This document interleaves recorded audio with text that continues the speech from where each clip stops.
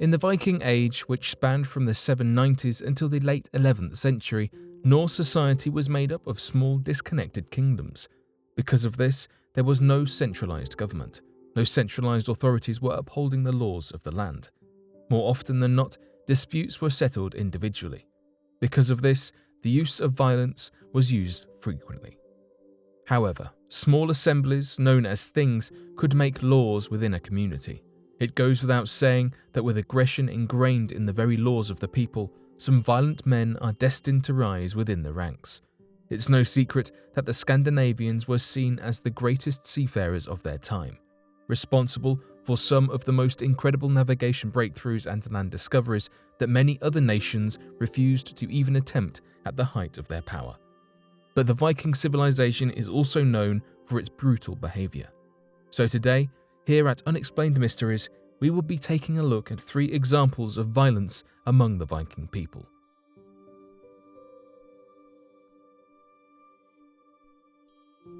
The Blood Eagle Ritual.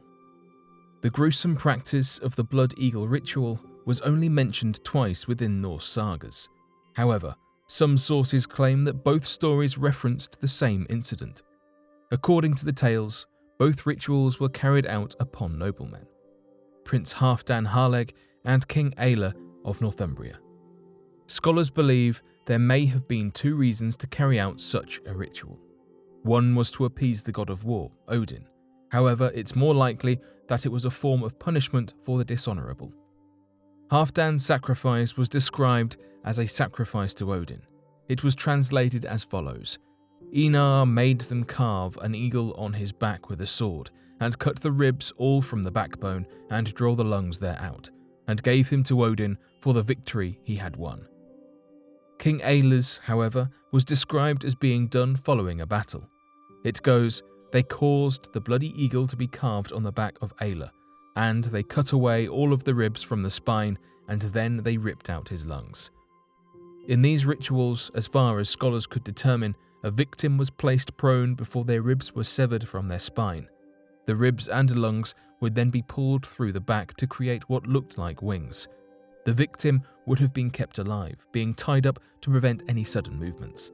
It is also said the Vikings used a sort of saline solution to rub into the open wounds, inflicting even more pain to the already gruesome act. While the victims of the 2 rituals died in the 1800s or 900s, the sagas were not written until the 1100s and 1200s. By then, folktales may have been written as fast, having been passed down as such.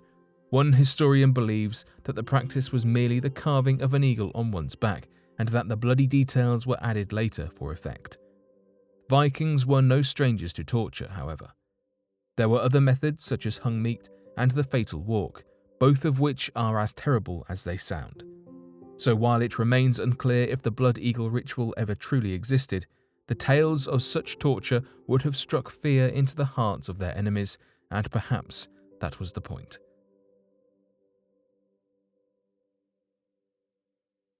Eric the Red.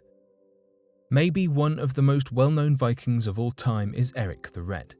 Eric the Red is widely believed to have been the first European to discover Greenland. In fact, he is credited in giving Greenland its somewhat ironic moniker, hoping the pleasant-sounding name would draw fellow colonizers to the island. He didn't plan to end up on Greenland, however.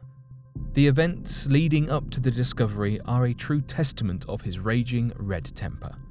Born in Norway in 950 CE as Eric Thorvaldson, he was later unceremoniously dubbed as the Red simply because of the colour of his hair. Although some theories suggest it may be for the famous temper he inherited from his father. When Eric was just a boy, his entire family was exiled to Drangey, Iceland, when his father committed manslaughter. Eric made a life for himself in Iceland. Around 980 CE, he married a wealthy woman named Thorhild, and inherited land north of Drangey. Along with their inherited servants or thralls, Eric and his wife cleared land and made a home. Eric became known as a leader in his community. Everything seemed to be going well, that is, until his temper flared and changed the course of his life. Eric found himself following in the footsteps of his father when the lives of 2 neighbours were taken by his hand. After being blamed for a nearby landslide that destroyed neighbour Valthor's house, Eric's servants were killed in punishment by a man known as Eof the Foul. Rather than wait for the community to enact justice, Eric thought he would handle it himself and killed Valjuf and Eof. Eric found himself banished yet again. Eric and his wife moved to the island of Oxney, where it didn't take Eric long to find more trouble. Here Eric loaned Setskor, ornamental house beams from his father, to neighbour Thorgest. When he refused to return the beams when Eric asked, he took them by force. Instead of waiting for Thorgest's clan to come after him, Eric and his men attacked first, killing 2 of Thorgest's sons in the fight. Eric was found guilty of murder and was banished for the 3rd time in his life. Unable to return to Norway, Eric and his family set off for land to the west he had only heard stories about. He became the first to find a settlement on the icy cold island. After his banishment was over, Eric returned to Iceland. He convinced 400 followers to join him on this new island, the perhaps ironically named Greenland. Of the 25 ships that followed him there, only 14 made the trip. Eric continued to live in Greenland until his death. Here he was a respected leader, and he finally had a permanent place to raise his 4 children. His daughter Freydis took on her father's temper, and she became a fearless warrior. He also had 3 sons, Thorvald, Thorstein, and his most well-known son, Leif Erikson. Leif went on to sail to Canada, perhaps without his father's temper and murderous rage, which exiled them farther west. He may have never done so.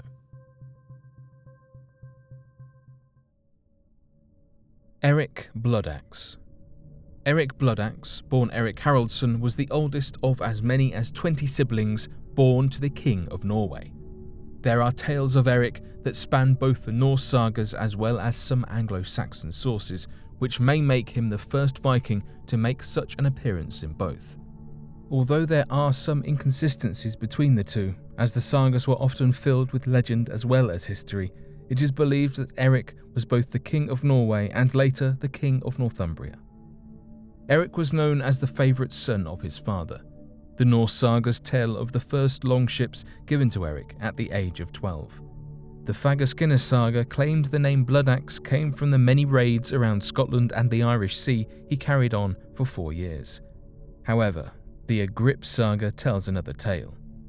Although it is said that Haraldsson intended to make his son High King, having so many siblings greatly diminished the amount of land Bloodaxe would inherit upon his father's death. To secure himself as the sole ruler of Norway, Eric set out and murdered at least 5 of his brothers. Bloodaxe's rule was a harsh one, unfavoured by the people. Because of this, Norwegian nobles appointed a surviving brother, Hakon, to replace him as king. It is unclear in the sagas why Bloodaxe did not fight this appointment. However, he fled to England where he was welcomed by King Athelstan. According to Anglo-Saxon sources, Eric was made king by the Northumbrians in 947 AD, after King Athelstan's death. The Northumbrians did this instead of appointing Athelstan's son, Edred, perhaps, according to the King's saga, in the hope to gain their independence from the Scandinavians. Other reasons may have been to defend the land against the Scots and Irish. Edred, obviously unhappy with the arrangement, invaded Northumbria. On their return, Edred's rearguard was attacked by Bloodaxe and his men. Edred lost many men in this scuffle. This series of battles ended with Edred threatening Bloodaxe's followers, and he swore to destroy Northumbria if they did not submit to him. The people of Northumbria renounced Bloodaxe at this request. Bloodaxe's first rule lasted merely a year, while he made a return later and served for 2 more. Northumbria was not rich enough to support Bloodaxe. As Vikings do, he left often for raids around the Irish Sea. Both the Anglo-Saxon and saga sources depict Bloodaxe's death in battle. His death brought upon the end of the independent Viking rule in Northumbria and is sometimes credited as the end of the First Viking Age. With a core value system so wildly different from those we hold today, it is no wonder that the Viking lore and sagas continue to influence our culture. Anything from great manly braids to television shows spanning seasons, we continue to embrace the violent, bloody history that tore through Northern Europe. we find ourselves rooting for the pillagers and wanting to know more about their conquests.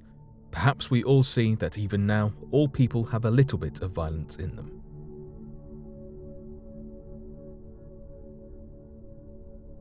But what do you make of these 3 examples of violence among the Viking people? Be sure to let us know your thoughts in the comment section below and help us by growing this community while working to solve these unexplained mysteries.